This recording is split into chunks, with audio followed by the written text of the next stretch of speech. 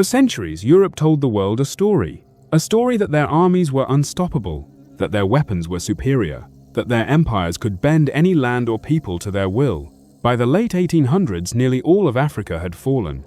Britain ruled Egypt, France controlled Senegal, Germany had pockets in East Africa. Africa was being carved like a birthday cake, slice by slice. Yet one kingdom refused to kneel.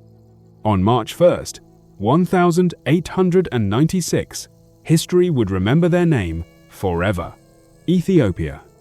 Nestled in the Horn of Africa, Ethiopia had survived centuries of invasions, famine, and religious conflicts. Its roots stretched back thousands of years. Its emperors traced lineages to kings and prophets. By the 1890s, Emperor Menelik II sat on the throne. He was no ordinary ruler. He was a strategist, a diplomat, a visionary.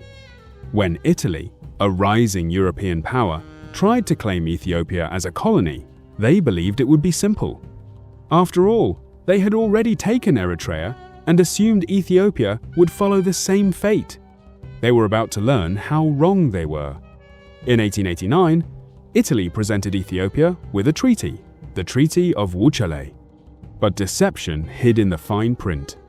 The Italian version claimed Ethiopia had agreed to become an Italian protectorate. The Amharic version said no such thing.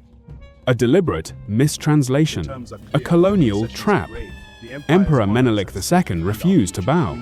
He rallied nobles, farmers, warriors, every able-bodied citizen. Weapons were sharpened, shields polished, spirits fortified. Ethiopia would not be colonized.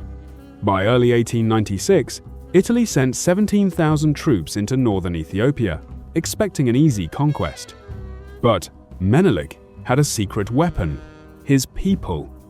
Over 100,000 Ethiopian fighters gathered, men and women from different regions, speaking different languages, united for one purpose: defending their homeland. Every village sent warriors. Every farmer became a soldier. Every soldier carried a purpose greater than life itself. March 1st, 1896. The mountains of Adwa shook. Italian troops believed technology would win the day: artillery, rifles, discipline. But Ethiopia's forces moved with speed, knowledge of terrain, and coordination. Ethiopians outmaneuvered the enemy, cutting supply lines and flanking positions. By sunset, thousands of Italian soldiers lay dead. The rest retreated in utter humiliation. It was not just a battle, it was a psychological earthquake that would resonate across continents. Word of Adwa spread like fire. An African army had defeated a European power, completely. From the Caribbean to America, from West Africa to Europe, people questioned everything they thought they knew about power and empire. Adwa became a symbol, a proof that colonization was not inevitable and that resistance could succeed. Italy was forced to recognize Ethiopia's independence. In a continent almost entirely colonized, Ethiopia remained free. Adwa taught the world Africa was not weak. Africa could organize.